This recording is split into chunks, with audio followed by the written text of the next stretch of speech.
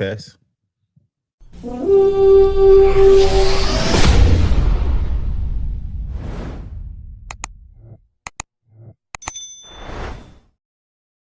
Yes, yes, yes. We are live on a special emergency episode of Skull State of Mind. Now, check it out. The Minnesota Vikings have just re-signed Brian Flores to a new contract to keep him in Minnesota as their defensive coordinator. But here's the catch. He still is able to leave if he finds himself a head coaching job. Now, I know a lot of y'all already understand the verbiage with that.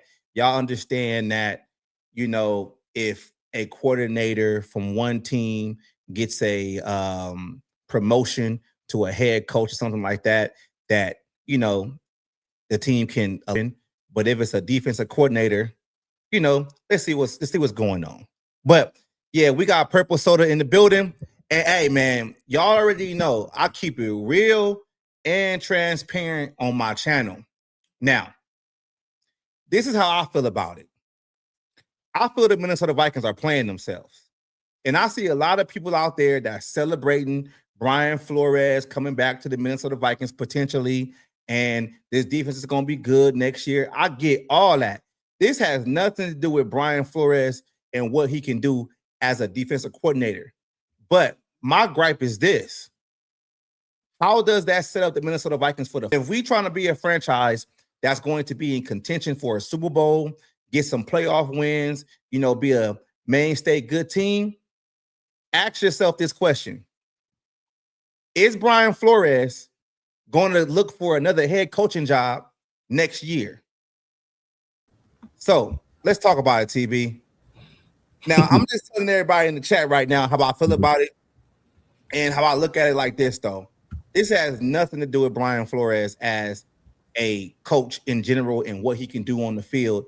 It has nothing to do with that. I'm not saying he's a bad coach, none of that. But all I'm saying is this just truly shows that the Minnesota Vikings don't have any forethought for the future, because by you allowing this to happen with Brian Flores, you're going to be in the same predicament next year. And I got some people out there that saying maybe, Kevin O'Connell gets fired and Brian Flores takes the job. Like that's okay to think about it, but let's just think about it from a point of view of what the actual facts are. Brian Flores went out there and took a lot of interviews, and it seems like nobody called back. So then he went to the Minnesota Vikings to solidify his DC job just in case he don't get the head coaching hire, which in turn puts the Minnesota Vikings in limbo. Like, how do you feel about it, Tony? Let me know. Okay, you can hear me, right? I can hear you. You're straight. You're good. Okay. Vikings put themselves in limbo. Yep. I'm going to tell you what. You knew he was going to go look for another. He was going to go for these interviews. You knew it. Mm-hmm. But this is where the Vikings need to explain it to me like I'm a 5-year-old. Okay. You're telling us you gave him a contract extension. His contract ran out on the 13th, but you're announcing today that you signed him to a contract extension. Right. So correct me if I'm wrong. After the 13th, he's a free agent. He can go anywhere. It ain't really. He's not under contract. It's just a new contract. Yeah. Here's what they're saying. And you got to ask Brian Flores representative too. If I'm a free agent, I'm going back to the existing contract that I have. No, what I see happening is this. His contract basically ran out last week, right? Like you said, right. And what happened was the Minnesota Vikings got scared because it takes some time for you to actually bring coaches in to actually interview them. Daronte Jones is going to interview for the Packer job. And he's going to interview for another job. I think it's the Dallas job or whatever. So they were like, that was the backup plan. And he's probably going to leave too. Instead of the Minnesota Vikings being proactive, me personally, as soon as I saw Brian Flores interview for the DC job, that lets me know, all right, this might be a lateral move. Maybe he playing, hardball and, he wants some leverage. The leverage the Vikings had was bringing in multiple people to interview for that same position. What And this they didn't do that. They didn't do that. Like, in my opinion, what this does is that keeps the placeholder as Brian Flores for the DC just in case something else comes available. This right here, if Brian Flores had walked away, this would have been a PR nightmare for this football team. Yeah. Public relations nightmare. This right here keeps the friggin' purple positivity going because he signed this bullshit contract extension. Here's my thing. If I'm Brian Flores, I done bailed your friggin' head coach out that you think walks on water for the last 2 years. You think I'm coming back for the price tag? Right. Why the hell would I do that? Guess what? I could go to another team. By the way, Green Bay was mentioned as one of those teams that wanted to talk to him. Right. And look what happened today. Yep. And right there, once that happened, the Wilfs panicked and they decided to put this shit out there. I think it's bullshit. I think it's just a PR thing. It's a knee-jerk reaction because they're going to lose him. They were going to lose him. But that's the thing, though, with me. Like, so what? Like, you're going to lose coordinator, lost offensive coordinators like every other season. Like, yeah.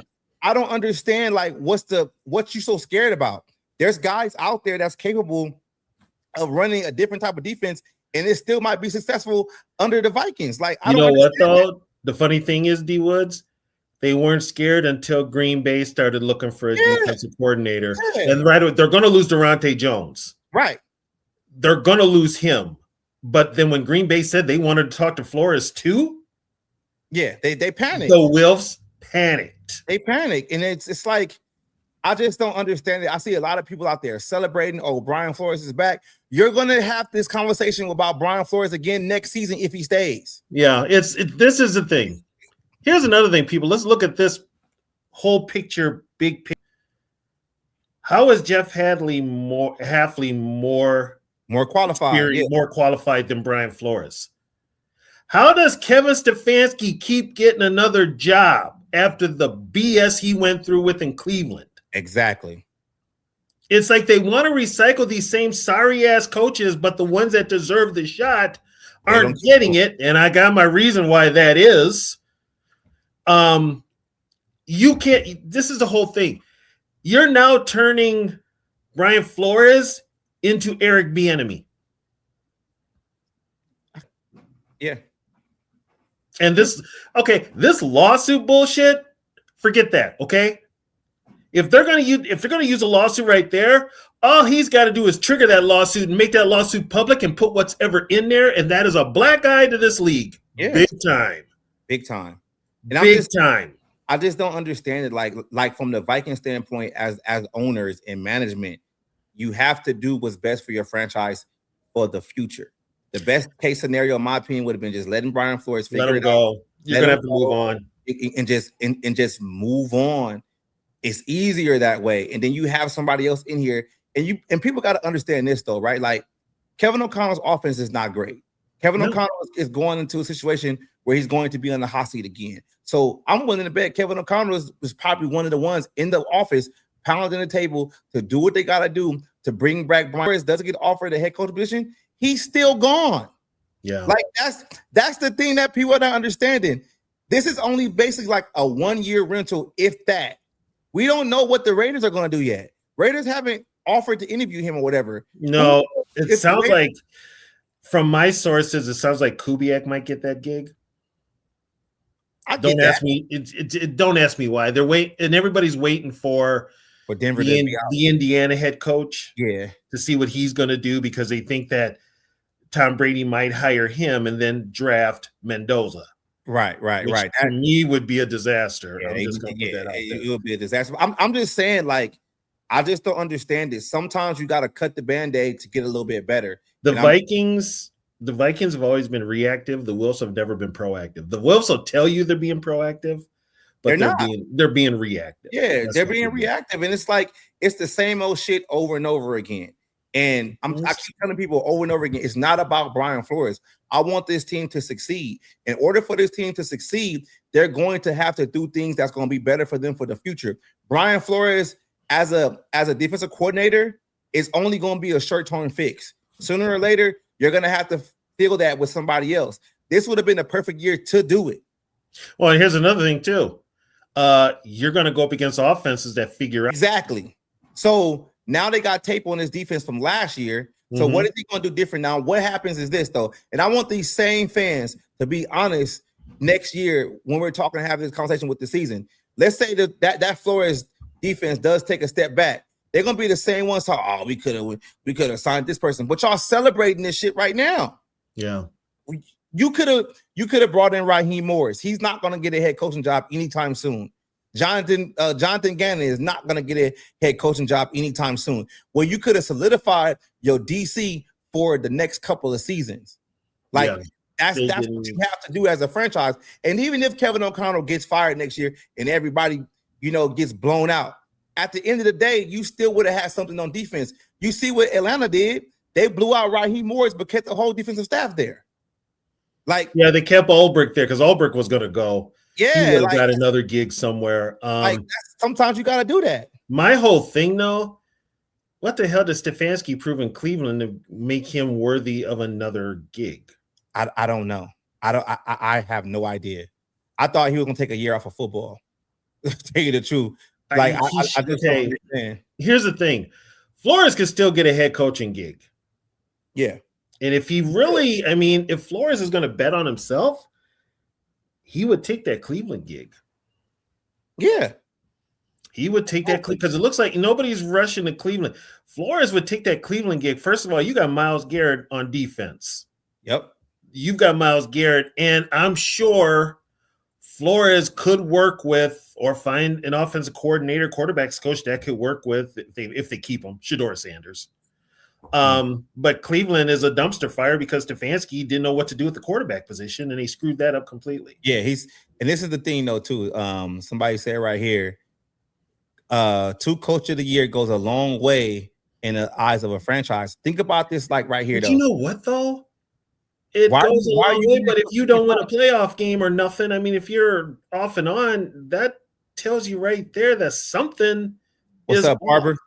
But why are you winning Coach of the Year twice?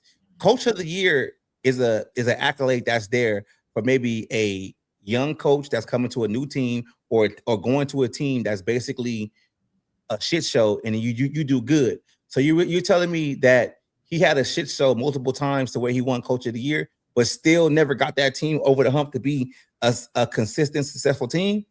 That's not an accolade to me. No. You shouldn't win Coach of the Year twice. That's like winning Rookie of the Year twice. And I'm going to tell you right now, Coach of the Year in the NFL don't mean nothing. It don't mean nothing. What up, Barber? What's up, Barber? Because it's oh God. Hey, you know what though, Tony?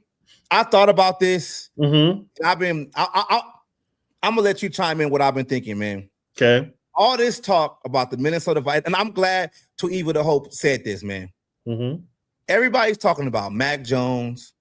Everybody's talking about Aaron Rodgers, all these other quarterbacks. How would you feel if the Minnesota Vikings brought in Deshaun Watson as their quarterback? Not for the future, but just as their quarterback. Even though I looked at the numbers, they still going to have a lot of cap casualties, penalties if they, let them go, stuff like that. But, and I understand Watson hasn't played in a couple of seasons, but that's the kind of player that you would want to try to redeem himself. And that's the kind of player Kevin O'Connell would want to try to get back on the right track so he can continue to be that coach, quarterback guru. I'm not saying I want Deshaun, but I'm saying he might be available. Well, here's the thing now with Deshaun. He's coming off that, what is it, Achilles? Yeah, Achilles. So he would be a pocket quarterback, which is what KOC wants. That's what I'm saying. That's what I'm saying. And there was never nothing wrong with his arm. Yeah, with his arm. Yeah, he's got he's a good quarterback. He could make plays on his feet though too. Yeah. But now with that Achilles, we don't know what kind of quarterback he's going to be. He would have to take a major pay cut. Yeah, but if they cut him or they try to trade him, but you're going to have to find a team that's willing to take over. Yeah, take over it. But contract. I don't know who said that right here. I think it was Too Evil. He said, basically saying that the biggest problem with Kwesi is that they're desperate. I had this conversation before also that the worst thing you can do for a franchise is have a general manager and a coach that's desperate because they're going to be swinging for the fences and just to keep their job. Yeah, they've been hitting foul balls. Yeah, they've been all the time. You know, they're not. It's the inevitable is going to happen. They're both going to be gone. They're both going to get fired, and it's just. Yeah. I just don't understand that. I don't like this whole thing was about the Flores situation. I understand Flores is leverage. Go with the Vikings and see what happens and see if other teams call. But the situation if Brian Flores, for some reason, because we still got a whole offseason ahead of us.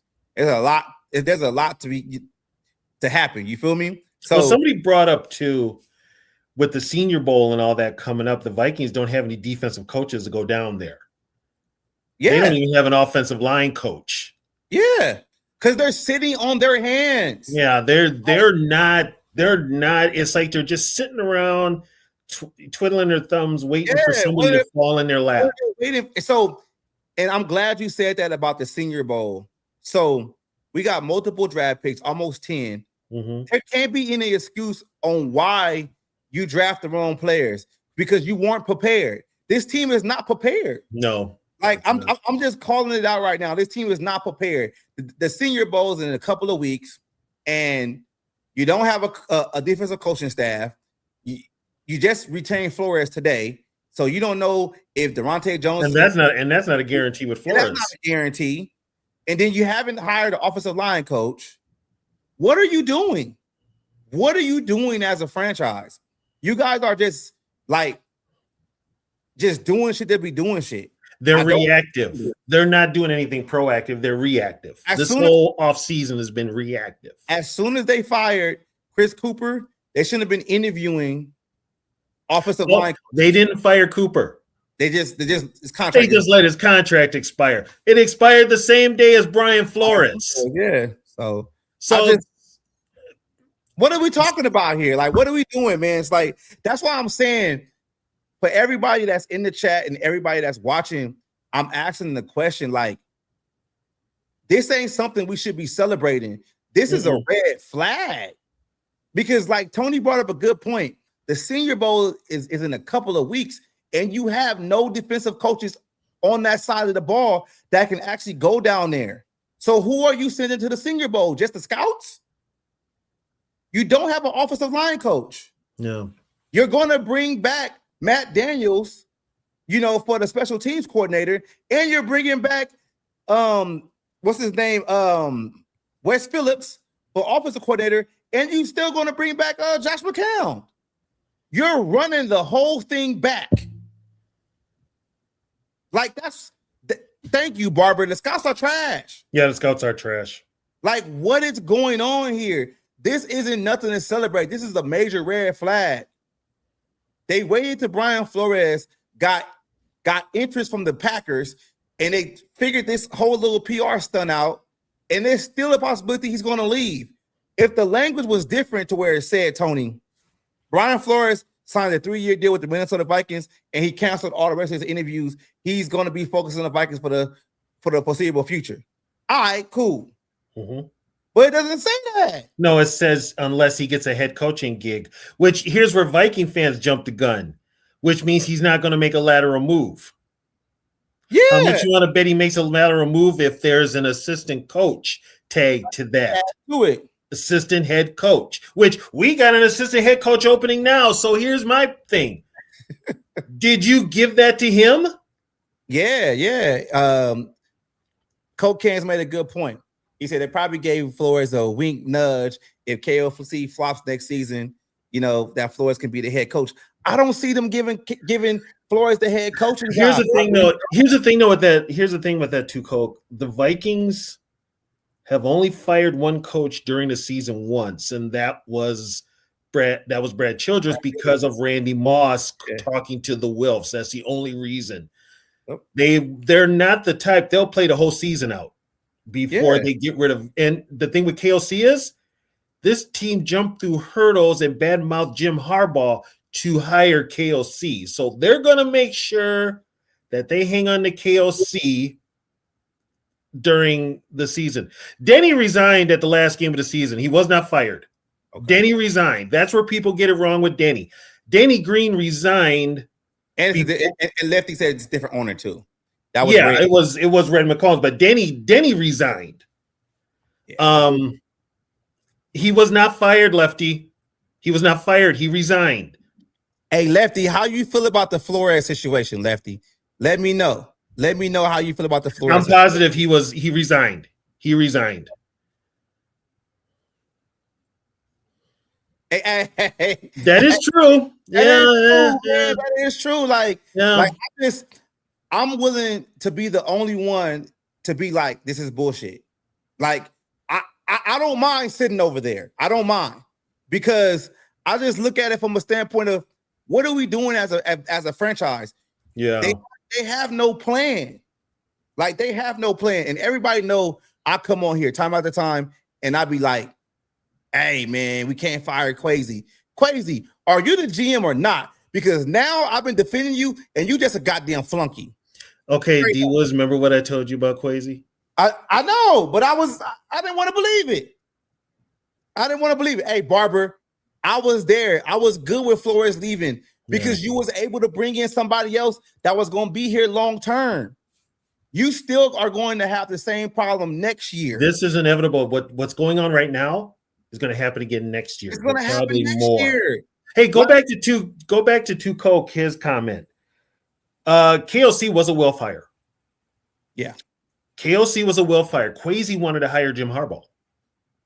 So, but yeah, I mean, it's you're going back the same BS you're going through this offseason, you're gonna go through next offseason. And think about it like this though, right? Let's say the Minnesota Vikings do what they do best, which is make the playoffs every other year. And let's say they make the playoffs and they lose again, but that defense still is good. Who's going to be the top commodity the next offseason as the hot shot defensive mind? Brian Flores. So you lose him again. And then you have to think about it. Do you fire Kevin O'Connell because now he's 0-3 in the playoffs? Like what do you do? What do you do?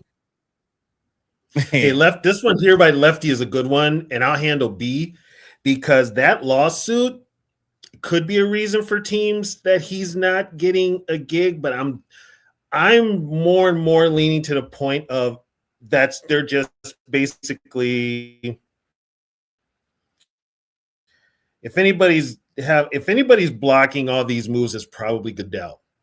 Right. And because if that lawsuit goes public, he does not want that lawsuit to go public. Right. That could be bad news for the NFL. Now, here's the wild card. Keep this in mind, folks. I brought this up. The wild card could be the Raiders, and I say this: it's rumored that Kubiak's going to go there. But if Tom Brady really wanted to stick it to the NFL and stick it to Roger Goodell, he'd hire Brian Flores. Brian Flores. Yeah. And there is no love lost between Brady and Goodell. They haven't reached out yet. They haven't reached out yet. I think Kubiak coaching still? He's with Seattle. Yeah, Kubiak is with the Broncos. He's the offensive coordinator. Not Broncos. He's with the I'm thinking about old school Kubiak. My bad. Yeah, old school. You're thinking, yeah. I'm thinking about Gary. He's Clint is with Seattle. He's the OC for Seattle. Okay, so he could possibly not be available for the next 3 weeks. Yeah. And that brings me back to my point. There's still a possibility Flores might leave. Like there might be other jobs outside of the Raiders that want to talk to Clint. But they can't right now because they're going to have to wait to that in-between time where basically they got to wait to the week of the Pro Bowl of when they can make the coaches available again, because they can't be available right now because they're going to the championship games. And I said this before. I think right now Brian Flores is getting the Eric Bieniemy treatment. He's getting the complete blackball. Yeah. And I think it could be because of lawsuit. It could be because you can't tell me that Jeff Hafley is more ready to be a head coach than Brian Flores. You can't tell me that. I'm not going to believe it. No. He's gonna flame out in Miami. Yeah, I mean, he gonna flame out. He gonna get the Brian Flores treatment. He gonna be out in 2 years. Right. Oh, Tukok had a good thing. He couldn't understand why Kubiak wasn't retained. The reason KOC took this gig was to call plays. Yeah, he took this gig to call plays. It's his offense. He put in very few offensive-minded coaches when they take over a team. They retain anybody from the previous offense. Yeah, they bring in their own people that side of the ball. Yep. And with KOC, he's never ever called plays. So this was his big opportunity. You know what, Lefty? You make a good point with that one. Yep. You make a good point. If Flores' lawsuit is ongoing and then he gets fired, that's more ammo for Flores. Yeah, that's true. That's true. It could still be ammo now, though. Yeah. Because you're going for here's what the thing. Teams that are interviewing him, they're basically acknowledging the Rooney Rule. Yeah. That's it. But everybody who's getting hired is not a minority. Right. Only one that would be considered minority is Saleh, which came out of nowhere down in Tennessee. I think they've been working on that that Saleh angle for a long time, because it seems like as soon as they got eliminated, pow. Yeah, then they had put it out there that it was going to be Nagy, and then Nagy leaves Kansas City. Where's Nagy at now? He's unemployed, I believe. Yeah, because Eric Bieniemy is now Eric Bieniemy got his gig. He got the OC over there in Kansas City, which makes sense. Yeah. Mm-hmm. I mean, it makes sense. They had a better offense under under Bieniemy, but to the Vikings, man, this shit ain't making sense.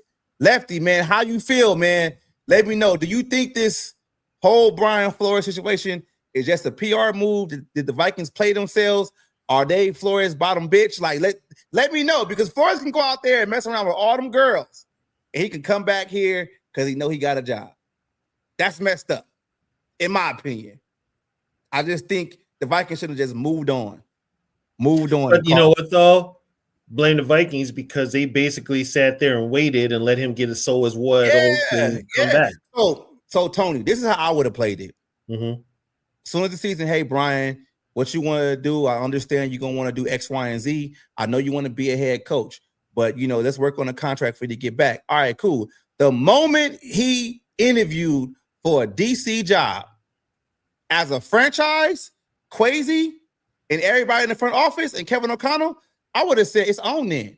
I'm just gonna bring everybody in right now. Gannon, come in. Anybody. Yeah, because you're letting him go interview multiple places while you sitting at home like this. Oh, I hope he doesn't go. Like, no, you need to get busy. And that's a problem, man. Like, that's a big problem for me. Like, Brian Flores, man, I feel for you. You did what you did. That's best for your family. Because now you solidified the point of being, if you don't get a job, you can always come back to the Vikings. But the Vikings might be playing themselves. We got one from here's the thing too, Coke, about them comp picks. Do you trust the Vikings making the right picks, because they can't draft worth a damn? And then when you get those picks, do you trust this coaching staff to develop those picks? Yeah. True. I don't and that's Flores too. Yep. That's both sides of the ball. We got somebody said right here, basically, the Steeler job. I think McCarthy's going to get the Steeler job. Why do they want McCarthy? I have no idea, because he's a Pittsburgh. He's a Pennsylvania guy. Oh God. This is what I don't see. This is what I don't understand with the NFL. Flores has already taken his interviews, and if he wanted those jobs, then he wouldn't have signed it. It doesn't matter if he doesn't. Here's the thing, though. This is what nobody's explaining to me. Nobody's explaining this to me. Obviously, if he signed an extension at all, he signed it before the 13th because he was a free agent. If that's the case, why did it take the Vikings this long to announce that he signed an extension? Yeah. Right. Why did he wait so long to say that? That's what I don't understand. Because he wanted to experience what it's going to be like with them other girls out there. And there still could be. I mean, Dabble's supposedly going to Buffalo. That's good for him. Yeah, he's got the connection to Josh Allen. Unless Quasi wants to, unless Beeflo wants to take a chance with Arizona. They don't celebrate Martin Luther King Day. Okay, that's out. That's out. Yeah, because he interviewed for them before they hired Gannon, and then he declined the second interview. So they probably like, you blew us off. You know what though? If you go into an interview with the Bidwells and you see how they do their shit, you're probably like, yeah, I ain't going back to that. Yeah. No. So his real possibility then. Yeah, see, exactly. We got somebody that know what he's talking about. Extension doesn't matter anyway. If it's a promotion, he's gone. And that's why it goes back to my point. You shouldn't have just moved on and let him do what he wanted to do. But somebody had a good, I think it might have been Lefty. I think he's the one that brought it up that maybe the Vikings knew he wasn't going to get a gig. Yeah. I just think Lefty the link. He's probably going to jump on in a minute. Yeah, maybe he already knew. And that's a possibility too. That's a possibility. You know, but I mean, but you look at who's getting head coaching jobs. They'll be fired in 2 years. And they're real heads. I mean, the Hafley one, you're going to Miami, dude. You're done. You're going to Miami. Exactly. You're done. And I can tell you right now, I have it on good authority. Atlanta Falcon fans hate the Stefanski hire. They hate it. Oh my God, they do not like it. So good luck with that one. Yeah, good luck with that one. Yeah, I'm just saying, man. It's like they're delaying the inevitable. This team. Okay, we got Lefty in the building. There we go. What's up, Lefty? You're loading, man. He's loading. Okay. He's loading.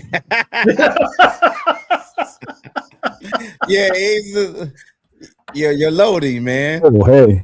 There's Lefty. What's up, Lefty? Sorry. You guys hear me fine? Yeah, great. Yeah. Okay, good. I just wiped my computer and reformatted it and reinstalled a whole bunch of shit, so I was just making sure that everything's working right.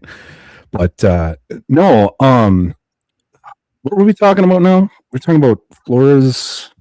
Yeah. Flores playing the Vikings. Flores using the Vikings. I think.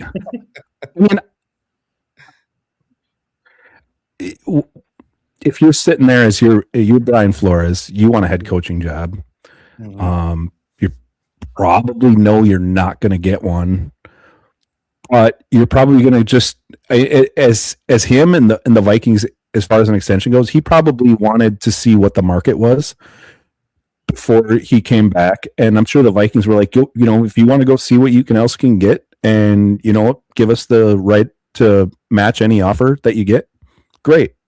You know, kind of got to believe that's kind of what the situation was, as opposed to, you know, him just being like, yeah, I'm not coming back here. Well, oh, I guess I will come back here or whatever. I don't know, but I hope he's not. Well, I don't think it was either. But as far, like I was saying in chat, like as far as like his head coaching thing goes, that shit with that lawsuit, like that, I don't think they can afford to give him, because you can. When it comes to that lawsuit, you can sit there and you can fall back on, if you're the NFL, and be like, look, we didn't, you know, maybe maybe Goodell's colluding, you know, with the owners or whatever, and being like, hey, we got this shit going on right now with him. We can't have any, you know, ammunition for him in his legal fight against us. You want to give him a DC job, give him a DC job, but we can't have him in a head coaching job. Because if he is, and one of you guys fires him, whether it's for cause or not, he's still going to be able to play that. And so I think that's what's going on. So it's probably in the best interest of the NFL to not give him a job. I think if there was one group of owners that would give him a job, I think it's here. I think it's the Wilfs. The Wilfs will do I it. think the Wilfs would be like, "Fuck you, I'm going to do it." But I don't think the Raiders would do it.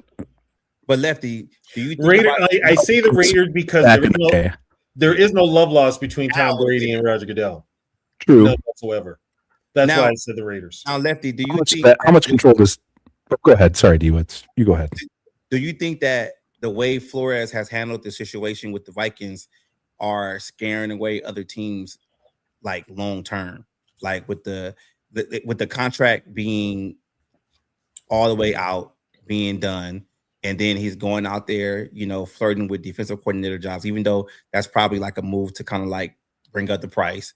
Do you think That's probably what it is. Yeah, do you think other teams look at that like this dude didn't even like sit there and just, you get what I'm saying? Like that's kind of messy. You know what? Players do it all the time. Yeah, that's the players though. But do you want a coach doing it? We're gonna, yeah. Well, you know what? That went out the window with Josh McDaniel. Yeah. Yeah, I think everybody in the NFL as a collective understands that it's a business, and everybody in the NFL, whether you're a coach, a player, or an owner, are all looking for the best deal for them. Hold on one second. Okay. Sorry, I got yelled at for being too loud. I'm trying to crank my mic up and talk slower, but they're all looking for the best deal for them. And I think I think most people are just going to be, I think everybody's going to be pretty understanding as far as that goes. Like they're all just going to be like, I get it. Okay. You want the best, you want the most that you can get. We want the best deal for us. I don't think I don't think people are too bitter about that, to be honest. So where do you see the Vikings like long term? Like, do you think this is a move to where it's just a placeholder, or the Vikings are going to actually like, all right, defense is back, Flores one of the top defenses in the league, let's go? Or are we going to be like sometime next season, like sitting here like, dang man, they had the opportunity to change things up, and they just didn't do it. As far as with Flores, The whole coaching in general. coaching staff. Yeah, like I mean, you know this as well as anybody else, TB, that the Wilfs are very, very hands off, and they are very, very patient. And especially so. I mean, if you think about it, they've had 3 different regimes now, right? Yeah. They had remember the triangle of authority thing back in like 2005, I'm still trying to 2006. forget that, dude. And it was terrible, right? Yeah. But so they had that deal with like the head coach and that was that one guy that was here for like a week and then he lied on his resume. yeah, I remember that guy. He was running around Winter Park threatening to fire everybody, and the season hadn't even started. Right. And then so they kind of went that way, and that worked it worked okay for a while until the Leslie Frazier thing didn't really work. Mm-hmm. When they fired Brad Childress, they should have just cleaned house. Yeah, after that. Well, and the reason they hung on to Leslie was because Leslie was a hot commodity as a next head coach. Yep, for sure. Yeah, but cheap McCombs 4 playoff wins. Well, 2 was it 4? I thought it was only. Oh no, it was 3. It was 1 in 98, 1 in 99, 1 in 2000, 1 in 2004. That's right. I'll get back to that in a second. But and then they went the traditional. We're going to have a GM who's in charge of everything. Yep. And he's gonna, and that's. I think they did that. Actually, they did that when. They did that when Childress got fired. Yeah, they were. They made Spearman the GM, and he hired Frazier, and then he fired Frazier, which I always kind of thought, like after drafting Christian Ponder, how do you look Leslie Frazier straight in the face and fire him? I don't get me wrong. I did not think that Leslie Frazier should have got that job. I thought they should have cleaned house completely, and my opinion at the time was they should have brought in a Well, like and once again, head coach it with experience, but was a knee-jerk reaction because they didn't. The Wilfs, like you said, were so hands-off. They had no idea what was going on with this team. And it took Randy Moss literally calling Ziggy Wilf and telling him.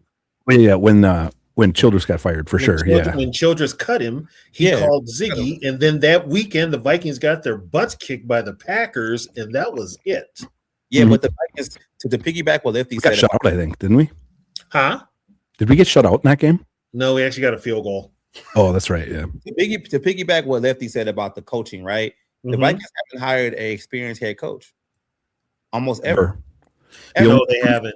They've hired one with head coaching experience, and it wasn't NFL head coaching experience.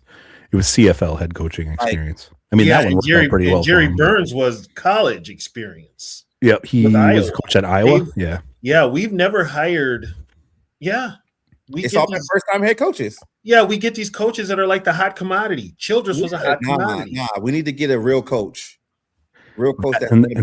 Oh my God, the Childress one was so bad. Ugh. That hire is probably what's haunting this team. Quite on, like looking back at it, like, I was not alive for. I mean, I was alive for Les Steckel, but I turned 3 during the season. Les Steckel was a bargaining tool for Bud to get a new contract. That's an insane bargaining tool because damn. He knew Les was going to fail. He knew Les was going to fail because if he was really smart, he would have recommended Jerry Burns, but he was in a contract war with Mike Lynn because Mike Lynn was cheap. So he recommended Les Steckel, and he knew Les was idiot. He knew Les was going to fail, but guess what? Les got fired the day after the final game, and Bud was hired back that Tuesday. So, but anyways, the Wilfs are hands off. They are very, very patient. I mean, they weren't. Well, there wasn't the Wilfs that fired Frazier. It was Spielman, and then Spielman had what 2011 to 2021. So he had 11 seasons as a GM, which is pretty good. And he thought he was going to be safe too when they let go of Zimmer, and he got canned. Yep. Yeah. And that was the next morning. They fired them both. Yeah. But my phone was blowing up. I was grocery shopping, and everybody's like, "Yeah, Zimmer got fired, and so did Spielman." I'm like, "Wait, Spielman got fired too?" So when that happened, I was not for that. Mm-hmm. I wanted Zimmer to stay because I liked Zimmer as a coach. I was unaware, like most Minnesotans were, of the locker room turmoil between the coach and the players and whatnot. I had heard it, but I kind of blew it off. I had heard the rumblings. Right. It's like you'd hear things here and there. You might see something on Twitter or whatever. Yeah. But I'm just like, that's somebody popping off at the mouth. I'm not going to take that seriously. But when I heard that they were getting rid of both, I'm like, okay, good, fine, get rid of them both then. Because I had enough of Spielman. Their drafting was pretty good from like 2012 to 2015. It was good up until Scott Studwell retired. And then it went to shit. Yeah. Yeah. I mean, I'm not going to say that Spielman was a fucking genius or anything, because he wasn't. Far from it. But where is he at? He's a Jet now, right? I thought he was down in Jacksonville. He's helping somebody out. Oh, he did go to the Jets. Wasn't he a consultant or something? Yeah. I know he was an analyst on TV for a little bit. Like I'd see him like eating something somewhere. Okay, if they got Spielman on there as an analyst, all three of us need to be on TV as an analyst. Right? Yeah, I'll take a lot less money than he will too. I'll take a lot less money than he'll take. Exactly. But, with all that being said, I do not see in any scenario for at least a few more years where the Wilfs would run off anybody from this regime. Unless, like, if Kwesi has another really, really bad draft, maybe. Yeah. But I mean, you look at all the. I mean, like I said, you look at all the bad drafts that Spielman had. Spielman had some bad ones. Yes. Like, I mean, he would hit on first rounders, but first rounders are not. As long as you're not, generally speaking, selecting a quarterback, you generally are going to hit on your first round picks for the most part, which the Vikings did. They missed on what year was Ponders? 2011. Ponder was 2011. 12 was Harrison Smith and Khalil. But Khalil looked like he was going to be the guy. Harrison Smith Matt Khalil was drafted in 2013. 2013 was Sharif Floyd, Xavier Rhodes, and Cordero. Yeah. And now, see, we don't know what would have happened with Sharif because they botched his surgery. Yeah, he had to end up suing because whoever that surgeon was. Coach now. That wasn't the team doctor though, was it? No, that was somebody else. Yeah, I thought it was a team doctor. No, he went to some other surgeon. I think it was like down in like Texas or some shit. Yeah, it was a specialist of some sort. Yeah, the guy ruined his knee. Yeah, he wasn't so special at all. He cut the wrong ligament. God damn, yeah, one job. Man, I hope he had some seriously good malpractice insurance because he just cost imagine a malpractice lawsuit on a first round draft pick, career ending. Ooh. That was going to get a good second contract at that. Because he was really starting to come on too, and then that knee went out and he was done. He was kind of like the vocal point of that defense. Him and Linval, they looked like they were going to work, and then the knee goes. You imagine that defense? Like if Sharif Floyd had played in 2017, that defense was really good already. You got Floyd, Joseph, you've got Robinson starting, and Everson. Yeah. Who was their other defensive tackle that would have spelled him? God, he was pretty good too. And was that Tom Johnson? Yeah. Tom Johnson. Oh yeah, Tom Johnson. And I mean, he wasn't like you'd never give him a 90 in Madden, but you get 20 snaps out of him. Yeah. 20, 30 and he played that whole year, but no, I don't see like I get like people's frustrations and stuff, but the Wilfs just aren't like that, and they don't fire guys. They just don't. No, they don't. They'll wait till the end of the season if they decide to fire him at all. So what's the next move, Lefty? Do we start seeing the offensive side of the ball get tweaked a little bit? Because me personally, I don't think West Phillips should be back, but I do understand it. I don't think Josh McCown should be back, but I don't understand it. They don't really. I mean, they don't really. They're entitled. You think they're doing something, but this is all KOCs. Yeah, I don't understand what Wes Phillips does, to be honest. He gets the coffee and donuts on Monday for the meeting. I mean, like, if you're the offensive coordinator and you're not calling plays, what are you doing? You're just. Are you like helping him like design plays? Right. Like you're basically an assistant to the head coach? Yeah, and if that's the what are you doing? KOC's not listening to him at all. Some people say that he creates the game plan for Sunday, and then KOC just orders off that game plan. So like what Wes does is he goes in and he figures out what they should do against certain teams, and he says, "Here, Kevin, here's a game plan." And then Kevin says, "All right, cool. I'm going to run this play, that play, that play, that play." I'm like, so the first 15 plays are Wes's, and after that, it's KOC. That's the thing too, is that makes a lot of sense. That's right. Times, like from like what 2022 up until this year, basically, whenever, and even this year to a point, like whenever he's had his starting quarterback, that opening drive was like, wow, right? Like, yeah.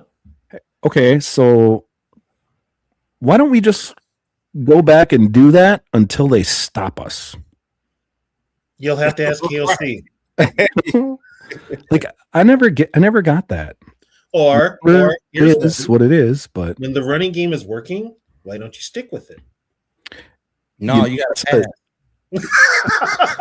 Nah, man. You gotta pass, man. You gotta pass, man. You 20 yards down the field, man. You running for what? For what? Because to pick it off and get the other team to get back in. You can't control the line of scrimmage. You can't control the clock. It's not football. Yeah, you talk about, Tony. You gotta pass, man. You know, that's funny that you mentioned that, because I remember going into that playoff game against the Giants, and I remember watching the Giants game 2 weeks prior to that, the first whiteout game they ever had, and watching Dalvin Cook just torch the Giants in that game, in that first game. Like he did really well, but when they didn't go back to that in the second game, because the Giants' run defense was terrible that year. Like that was super egregious, and a lot of people are like, "Oh my god, Kirk shouldn't have thrown that pass, and he should have threw a 5% ball to Justin Jefferson." Okay, fine. Also, TJ Hawkinson, how do you get tackled by a cornerback who's 5'9" and weighs 190 pounds? Because it's TJ Hawkinson. Like, what the dude? Shed a tackle, would you? No, but if you actually go back to that game, Kevin O'Connell with the fourth down that he didn't convert, that leads to the Giants actually scoring, and now you get the ball back with less time. Oh, you mean that fourth down? It was all of a sudden a wide receiver option, and he decided to throw it back to Kirk. Yeah. Oh yeah, I remember that play. That did not work in the playoffs, and then the Giants get the ball, they score, and now you're pressing to actually win this game. I was super hammered at that game, but yeah, I do remember that play. Yeah, it was like, what are you doing? Just take it off. This podcast has gotten depressing just with thinking about that. TB, we're Vikings fans. We're nothing but depressed. I know. 50 years of this crap. It is what it is. What do you do? I'm just saying, like, when the offensive side of the ball, I just feel like I still believe in McCarthy. I think he can still be, a viable quarterback in this league. I don't know if he can be a superstar. He can be serviceable, but I just feel like he looked really like non-prepared coming into the season. Like some stuff he was just overwhelmed. I'm not sure if that's just the rookie jitters, because you can't skip year one, regardless of you being in the league for a whole season. You did not play. Or the possibility that the Vikings lied to us about his progress. I mean, there's a lot to be said about that. I think I was at 2 practices, and he looked good in both of those practices. I went to the night practice, which is super fun. Anybody watching, if you live in the state and you have a kid, take him to that, because it doesn't cost much and it's a lot of fun for the whole family. It's super fun doing that. So do that if you can. But like, he looked pretty good in those practices. What I think is that I think there was a little bit of that, the rookie jitters, and also just, I mean, you guys saw it, like when he would have like an easy lob pass, you just gotta lob it like 12 yards to a guy. Yeah, he put some out of his arm like he was Brett Favre, trying to off of him. Yeah. So I think I mean, if you look back at it, he was 6-4 as a starter this year. If you ask me, do I like what I see? I'll put aside kind of the Packers game and the Giants game because he got hurt. But there was a lot to like in a lot of those games, and there was a lot that I'd be like, that's very rookie of him. Yeah. And people are like, well, he's not a rookie quarterback. It's his second year, actually. Yeah, well, you know what? Patrick Mahomes didn't play until his second year, but you know what he got to do in his rookie year? Run the damn scout team the whole freaking year. Yeah. And it makes a difference. It makes a huge difference. It is massive, because you're still learning your own offense, but you're also learning to run the opposing team's offenses. And so you're getting a whole lot, you're getting just tons more knowledge about playing quarterback. And also another thing, just your own system, but someone else's too. He played behind a very bad offensive line this year. No, the offensive line's not bad. I don't think the off. Well, here's the problem with the What offensive were you line is watching? I was being sarcastic, man. I'm just saying, like, it's we having this conversation about the offensive line every year, and I'm kind of like tired with the offensive line because they overspent for guys that they probably didn't even need. And I did not know Kelly was that punch drunk. I'm just going to be honest with you. I didn't know it. And the guy is, every time he walks on the field, he's going to get concussed. when you have through our first 5 games, we had 15 different offensive line combinations. Yeah. It's going to be really hard to have any consistency with your offensive line play. I also think they would have benefited from, hey, just, fire the goddamn ball out of your hands a little faster, or just take off and run. If you don't see nothing right away, just get out of there. Just bail out. You know what? KLC does not like running quarterbacks. Well, guess what? That's the league. What are you talking about? Yeah, and the funny thing is that they actually, I literally watched interviews with KOC this year where they said, yeah, I want him to take off if he can, if he has to, just take off. If you don't see nothing, just take off. I don't, that's what he said. And then, whatever. He changed his mind during the game. Whether he changed his mind or McCarthy just either got deer in headlights mode or just panicked, whatever. I'd rather you panic and take off running than panic and run around like you're not Fran Tarkenton in 1962. But sometimes he was running like he was Joe Cap in 69, which kind of scared me. Yeah, that's true. The running is like they don't want him to get hurt because he's right now. It's you don't want to put the fragile thing on him, but anytime he takes a shot, you're like, God, get up, look like you're okay. But you can fix all this by running the ball consistently. Right, you can. You can that doesn't work with KLC. Running the ball does not work. It certainly I feel like they got better at it towards the end of the year, especially once they got in their 5-game winning streak. I feel like they did after that Seattle game, I feel like they were like, okay, you know what? Did they still pass a lot? Yeah, but they didn't pass as much. Like the passing numbers seem to have gone down. Well, even against the Packers at last game, he was down at the goal line and he was 3 straight passes and they were running the ball. Right. He can't. It's almost like he can't help himself. No, he can't. They got force fed that bullshit that it's a passing league, guys. Well, the best teams, the teams that are still in the playoffs, are running the ball. They're balanced offense. Especially. And that's exactly what you've always seen. Even when when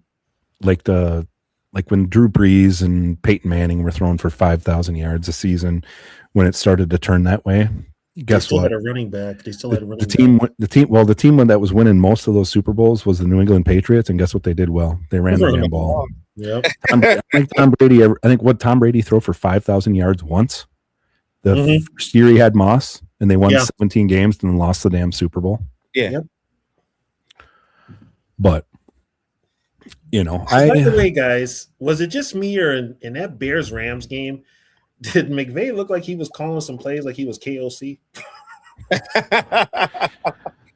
He was just. I think he was just pulling at straws, man. He was trying to not to lose to the Bears. I tell you this much: Ben Johnson sure looked like he did. Like he was. My gosh, yeah. I thought they had it after the Caleb play to tie it up. I was just like, okay. I know. This play, I still couldn't believe that play. I'm like, okay, all right, they got it, and then it ends on an interception, and the Rams win the game. Like, Caleb was Caleb. Caleb was Caleb. And don't get me wrong, I don't have a ton of love for the Bears. I do. There's a Bears podcast that I watch quite frequently, the 4-Star Chicago Sports Show. I don't know if you've ever seen them, guys. I've heard of that one, yeah. But they're super cool dudes, and I was rooting for the Bears to win that game. First and foremost, I 100% probably would not do this for Green Bay against LA, but I will almost always root for anybody else against. Especially, I hate the Rams. I've hated the Rams since they stole our goddamn points record a year later. I hate that team. I hated Kurt Warner so much. Every single time I had to see his goddamn wife on TV, oh my God. It'd be like, That's what pissed me off. Every time you saw her, you just wanted to scream. God, I hate that woman. I don't even know her. I'm sure she's a nice woman, but I just could not stand seeing her face on TV anymore. I just got so sick. If I heard Iowa Barnstormers one more time, I was going to snap. And I was like 17 or 18 in high school. Right? I saw her on TV so much, I was calling her Cruella DeVille after a while. She was on TV all the damn time. Like, it just was the haircut. That's all it was. It was the haircut, because once when her hair got longer, I was like, damn, she's actually kind of cute. Yeah, you was okay. That bowl cut, dude, get out of here. That's sorry, I'm past that. She's annoying with the short hair. She'll be annoying with the long hair. But the same barber. Hey, me first and her next. That's exactly what happened. They had the same haircut. Oh man, it's like that's almost like they went to the Marine Corps to get their haircuts. Yeah, exactly. Mm-hmm. Oh my God, but no, I can't stand the Rams. I wanted the Bears to win that game so much. I'm dead on I've been on Seattle's bandwagon since about week 17. I want Seattle to win the Super Bowl, and I used to hate Seattle a lot when Pete Carroll was there, but I don't know. It's kind of gone away since then. But you know what though? When they lost that Super Bowl the way they did to the Patriots, I was like, served them right. That's what it's going to be part 2. It's going to be New England and Seattle part 2. God, I don't well, to be honest, I don't like Denver either. I can't stand Denver. Anytime I see Sean Payton lose, I'm happy. There's that. I've also, the only time I ever remember, like, I like Denver when they beat Green Bay. When Elway beat Green Bay, I was like, yeah, like, screw you, Favre. Screw all these Packer fans that thought they were going to win the Super Bowl that year. Elway will choke for fifth time or whatever. Well, actually, that was his 4th Super Bowl. I think the Broncos lost the Super Bowl before he got there. But I am just, I wanted Houston to win so bad last weekend. Yeah, I did too. No, I did too. CJ Stroud I don't know what happened. Yeah, I am a big fan of DeMeco Ryan. He could have been our coach, but he knew he wasn't going to get the gig. Yeah, he turned it down. Yep, he knew he wasn't going to get it. He turned it down, waited a year, and got a better gig. He turned it down, and so did Raheem Morris, because they knew that Minnesota was all told him, I'm about to get that job. That's what he told him. When they went back to LA, I'm about to get that job. Chill out. I think especially after having a defensive head coach for 8 years, that the Vikings were going to go with an offensive one anyways. But yeah, well, this is offensive, all right. My God, the guy sucks at play calling. Yeah, they got something on offense. Definitely declined, that's for sure. Yeah, I mean, as much as we ripped on the DiFilippos and the Stefanskis and the Norv Turners, and we graduate to this. Well, Stefanski. Well, Pat Shurmur got us. He got us to the. Had a great year, but he was a double agent. I was so pissed. He was looking to get a contract. Yeah, man, he just gave up in the title game. Like, you can't run nothing else. Shurmur and Sperano were the ones that started the rift between Norv and Zim. So, is Sperano the one that died right before? Yeah, Sperano's the one that passed away. away. The offensive line coach, right? Yeah, the O-line coach. Yeah, that was in 2018. Yeah. Yeah, but they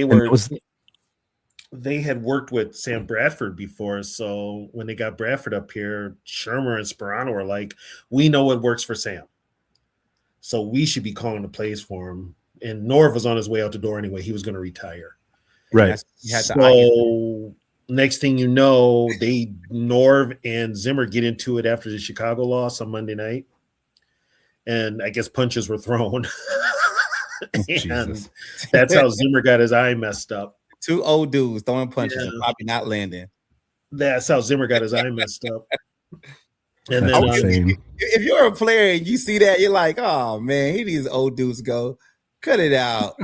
One, you're shocked because it's happened, and then 2, when you get to sit back and think about it, it's like you're probably just laughing your ass off at it because you're like, not a punch landed. I mean, they were probably like, hey, it's Tyson versus Holyfield 3. Yeah.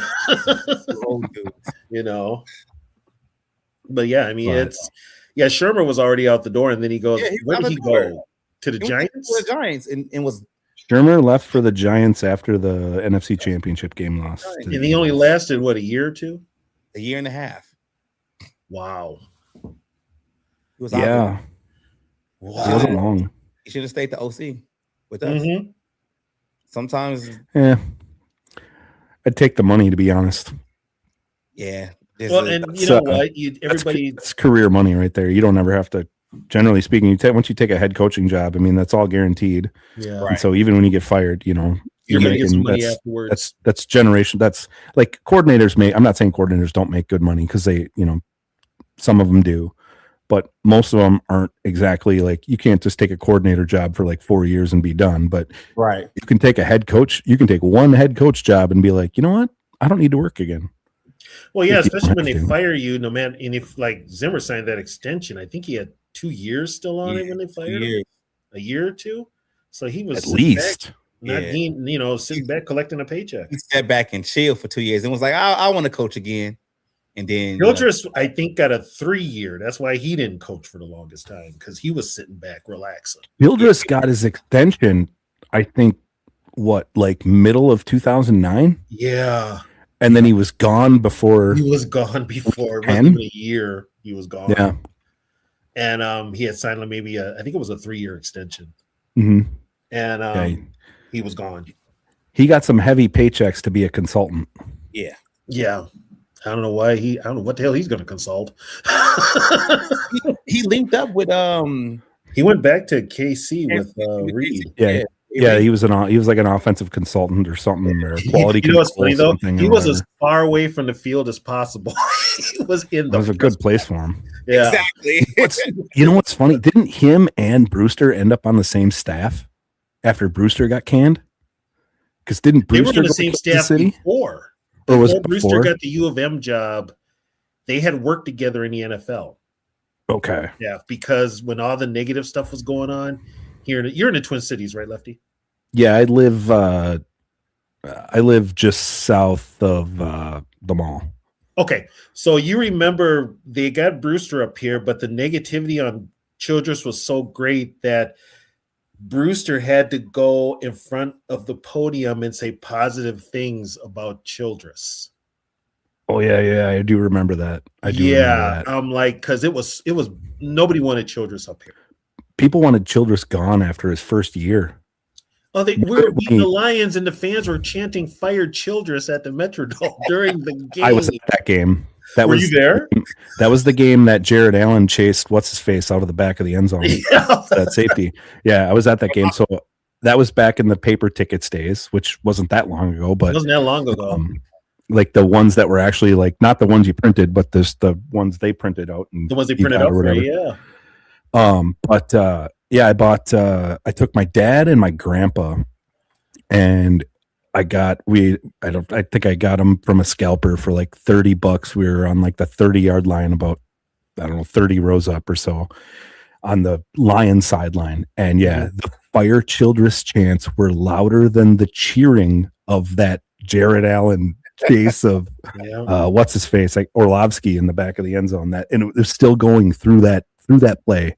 It was still Fire Childress, and that was 2008. Yeah, he only been here a year. He only been here a couple of years. So it was his third season. Guys. We got a question. It says, "What's the ideal plan for the QB room?"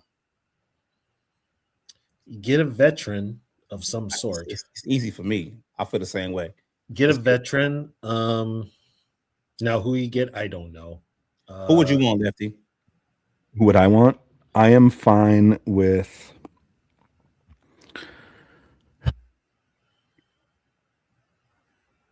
It's not ideal, but I would be perfectly fine with Carson Wentz coming back and having a complete offseason in-house. Okay. I would be fine if they brought in like Marcus Mariota.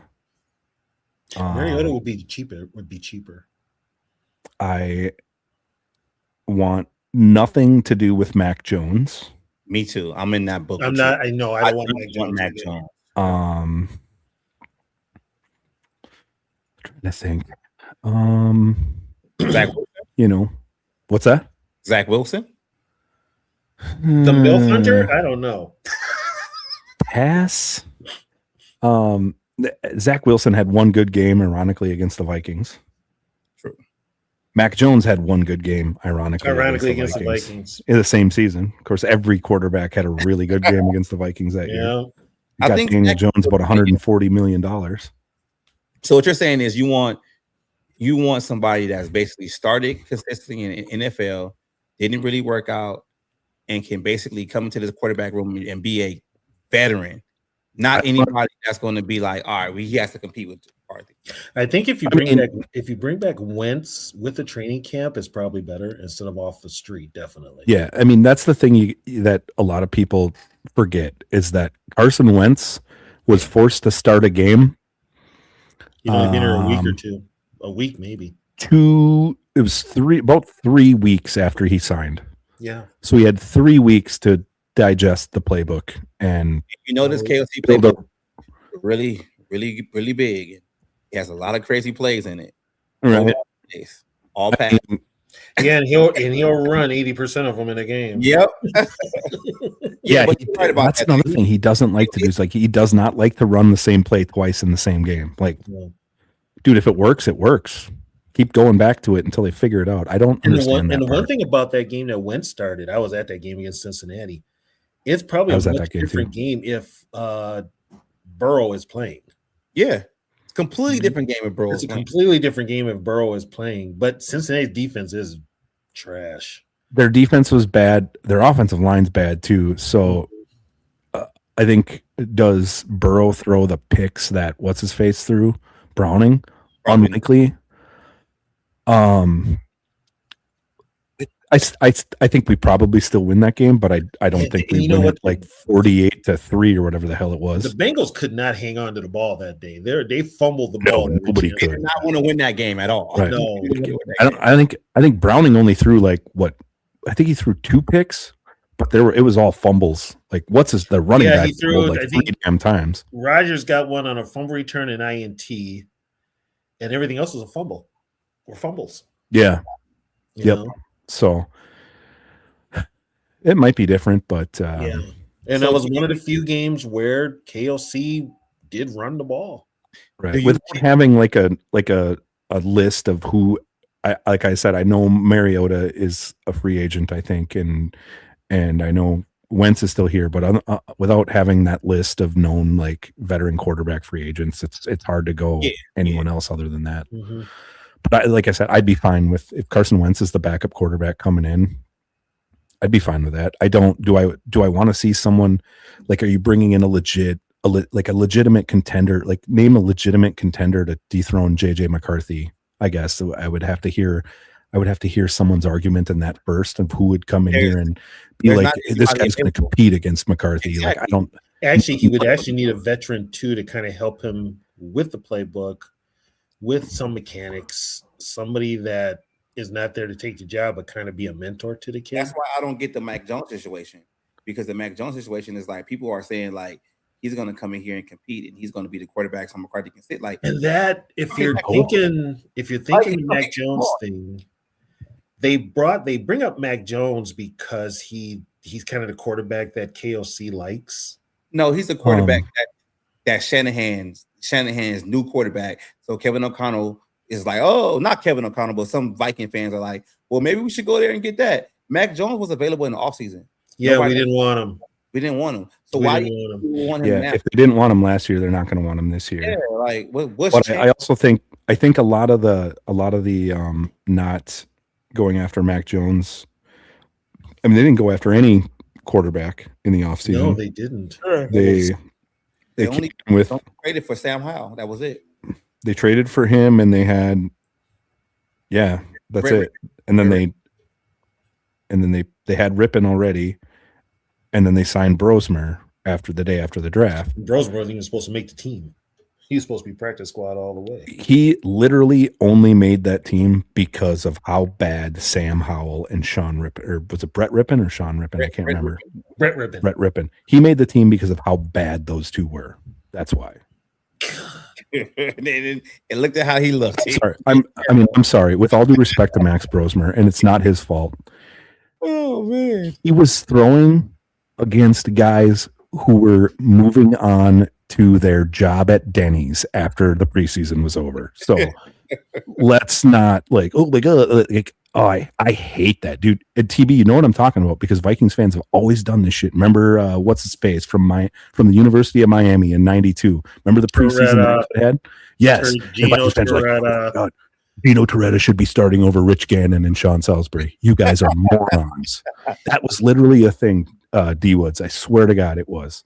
And I was. Dorothy, why are you bringing this up? I was 10 years old. And I was like, why do they? I like asked him. I was 10 years old, asking my dad, why do people want Gino Torretta to start over Rich Gannon and Sean Salisbury? And my dad's just like, I don't know, because Vikings fans are stupid. Well, and here's a weird thing. Even before Lefty, this is even older than you. They wanted Steve Dills over Tommy Kramer, and I'm like, the only reason you want Steve Dills to start over Kramer is because Dills is sober. Wow. Right. And guess what? Drunk Tommy Kramer was better than Steve Dills. Exactly. In fact, drunk Tommy Kramer played better because he was hurt and he could play drunk. Yep. He get drunk to numb the injuries because he was constantly hurt all the time. Mm-hmm. But he also got his ass kicked too a lot. Like that offensive line was not in that offensive line. We talk about this offensive line right now. That offensive line back then was that offensive line. It took Bud Grant and Jerry Burns quite a long time to rebuild it after all those guys retired, after Tarkenton retired. Yeah. But when they got to like 1987, that offensive line was good. After they drafted once they got Randall McDaniel and they had Zimmerman and Irwin, it got better. Yep. I mean, you had Kirk Loudermilk, and then you had Randall McDaniel, and your two tackles were Zimmerman and Tim Irwin, and I can't remember who the right guard was. Todd Kalis. That offensive line, holy Christ, it was good.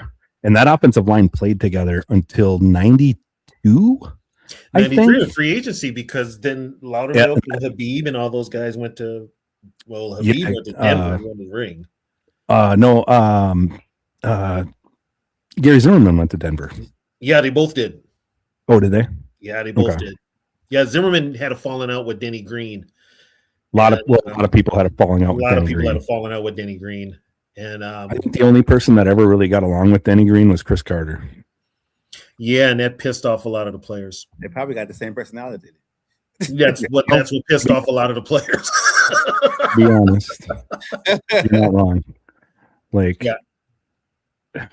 yeah, Denny was a character, that's for sure. I mean, here's the thing: we've talked about, with O'Connell, how they give Connell cover, hasn't won a playoff game yet.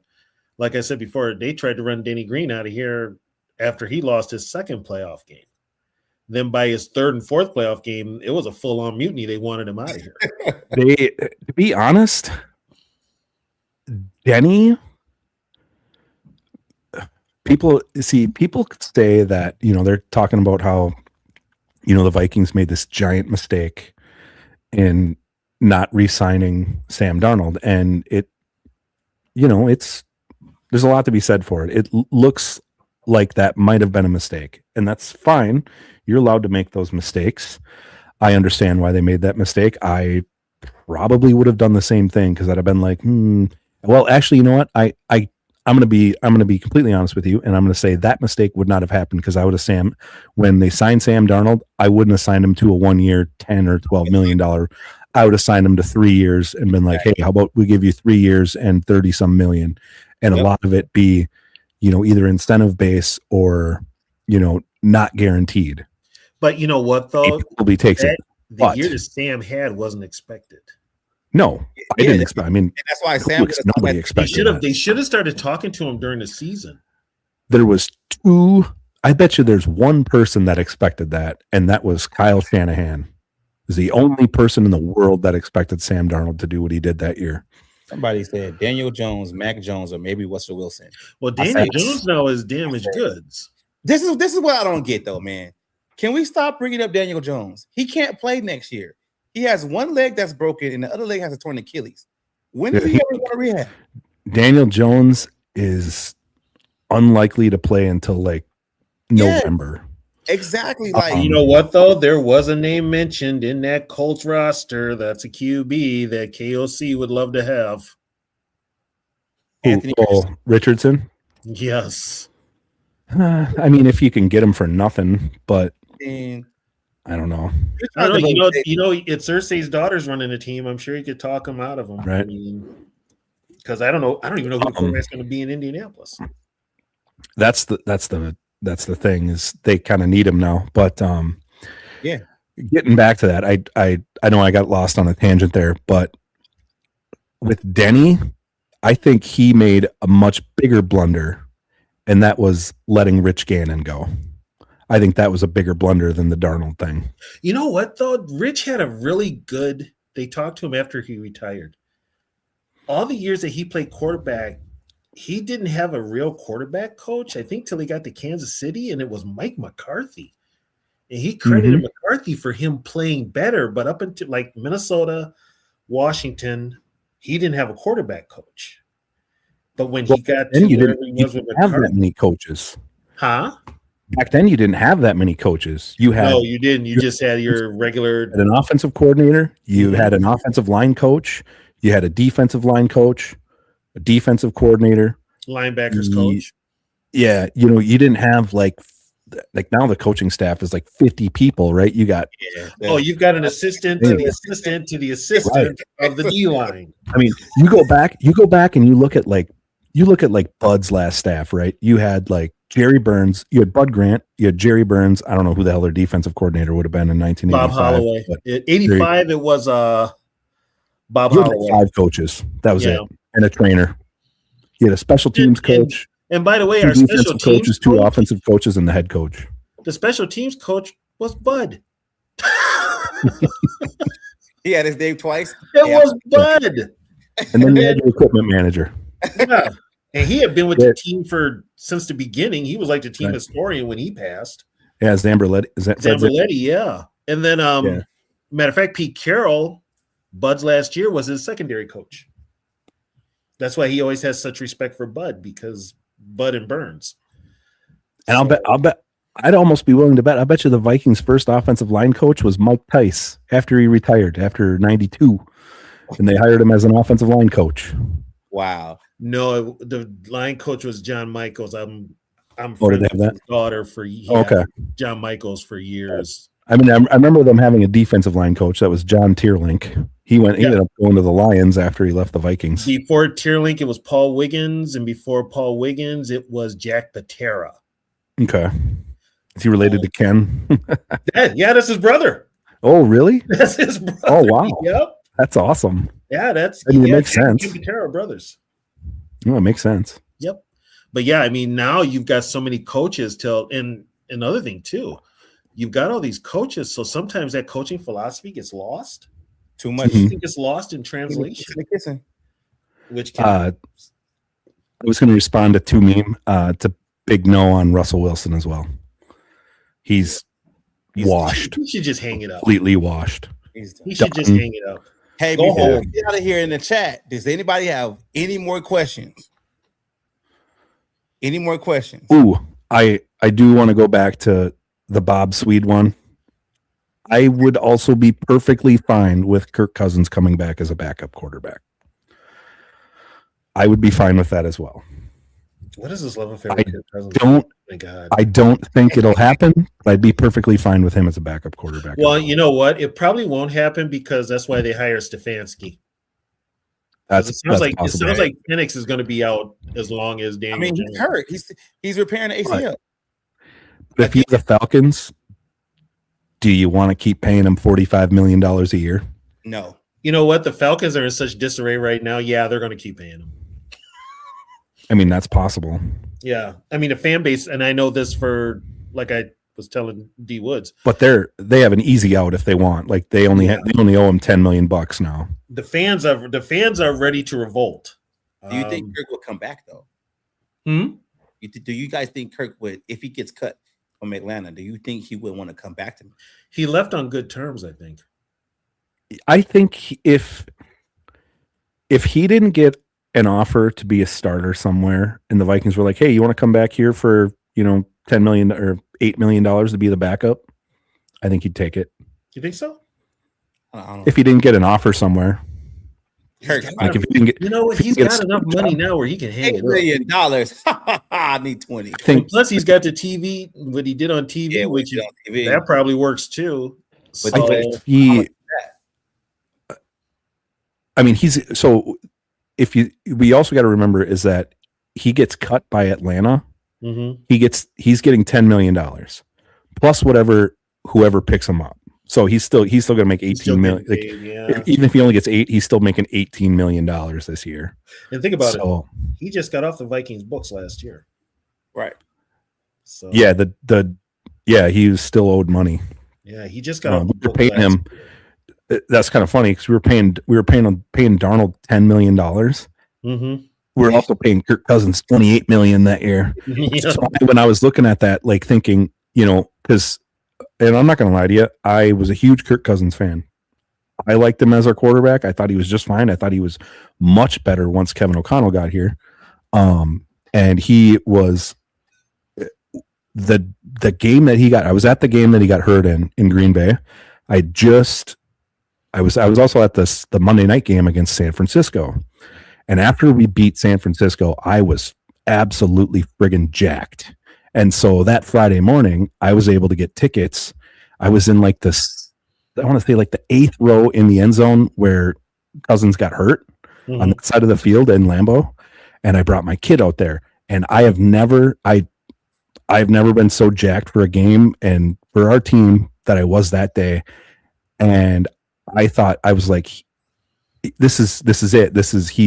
He's in his peak form. He's perfect. He's going off right now. He doesn't even have Jefferson right now. Right. And he is absolutely torching everyone. And I remember watching him limp off the field. And I opened Twitter and I was waiting for like Seifert or somebody. And as I saw him limp off, I'm like, that looks like an Achilles. Yeah. And when I saw it, we're leaving, and my boy says to me after the game was over, we get to my truck and we're starting because we didn't have a room for that game. We drove out there early in the morning. It was a noon game. We left Minnesota at 4:30, got to Green Bay about 9, left Green Bay about 3:45 or so. I got home at 9:30. We're leaving Green Bay. We're getting into my truck, and my kid looks at me and he goes, "Dad, we won that game, but feels like we lost." And I looked at him and I go, yeah, that's exactly what happened, buddy. Like, we won, but we lost. But so that was the most disappointing thing I've seen in a long time. And honestly, I think things would have worked out a lot different if that didn't happen for him. True. But I'd be perfectly fine. Like if he came back as our backup, I'd be perfectly fine with that. That's real insurance because I mean, with McCarthy, like Kirk Cousins can go out there and win a couple of games. It's a 1,000,000% better option than Wentz, Mac Jones, Russell Wilson, Mariota, all of it. We have to scenario for a backup quarterback. You have to upgrade that offensive line. I'm just like, oh my God, Mac. What do you do on the offensive line? You overpay, like you overpay for Will Fries. I think Ryan Kelly is most likely a retirement settlement. So who do you replace him with, a draft pick, or you go sign a guy when you already capped?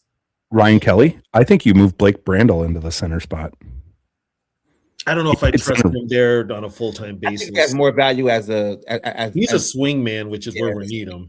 Yeah. You could call the Raiders and ask about the one dude. They got him playing guard, but he's technically a center. Yeah. Offer some of your mid-round picks. Johnson Powers, whatever Powers Johnson. Since we don't hit on those anyways.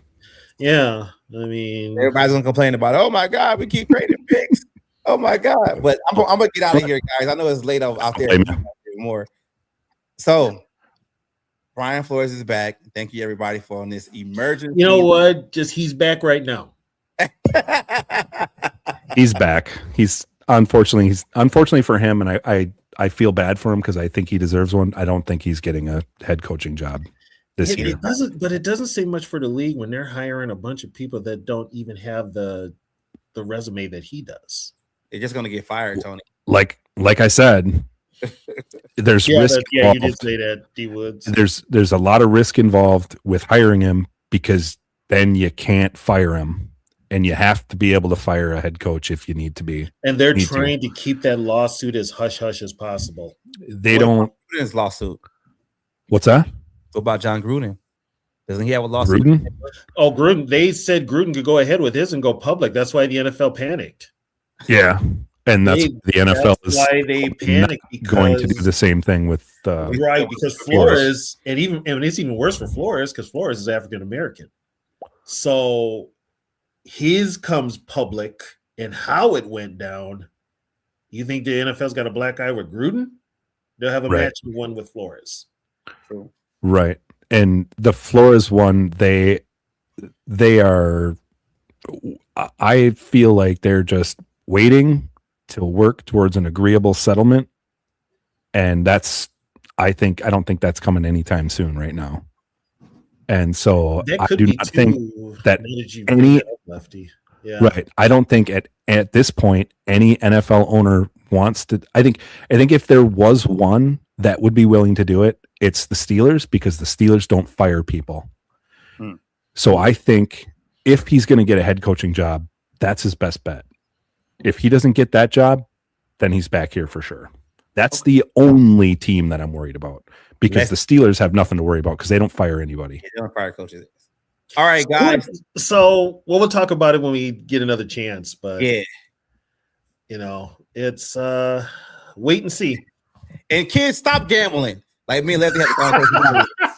Absolutely, D Woods. That's a show for another time. That's a whole other show. Kids, stop gambling. You're going nowhere. All right, guys. All right, you guys take care.